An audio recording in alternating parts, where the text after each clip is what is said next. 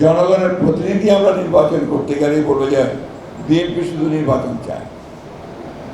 নির্বাচন কেন চাই সেদিকটা ভালো করে চিন্তা করুন, অবকাশই পায় না। নির্বাচন না হলে আমি প্রতিনিধি নির্বাচন করব কি করে, আর প্রতিনিধি নির্বাচিত না হলে সে পার্লামেন্টে যাবে কি করে, আর পার্লামেন্টে না গেলে জনগণের শাসনটা প্রতিষ্ঠিত হবে করতে গেলে কয়েকজন ব্যক্তিকে দেশ বিদেশ থেকে ভাড়া করে নিয়ে এসে কি দেশ চালানো যায়? যায় না। এই যে সহজ সরল কথা, এই সহজ সরল কথাটা আমাদেরকে উপলব্ধি করতে হবে। একটা বাংলাদেশে এখন একটা জগা খিচুড়ি ঘটনা চলছে।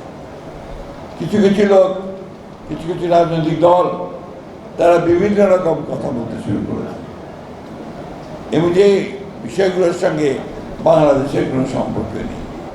আমাদের সাধারণ মানুষ তো বোঝেই না যা আনুপাতিক হারের নির্বাচনটা কি।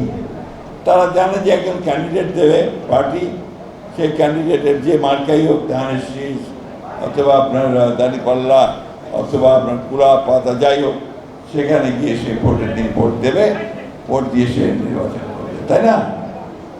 এখন এনারা বলতে শুরু করছে না আনুপাতিক হবে। আনুপাতিকটা কি জিনিস সাধারণ মানুষকে জিজ্ঞেস করে তারা বলতে পারবেন না। আমরা যারা রাজনীতি করি কিছুটা বোঝার চেষ্টা করি, তাতে করে ভোট হবে, জনগণ ভোট দেবে, যে দলটি সবচেয়ে বেশি ভোট পাবে তারা তাদের নমিনেশন দেবে পার্লামেন্টে যাওয়ার জন্য।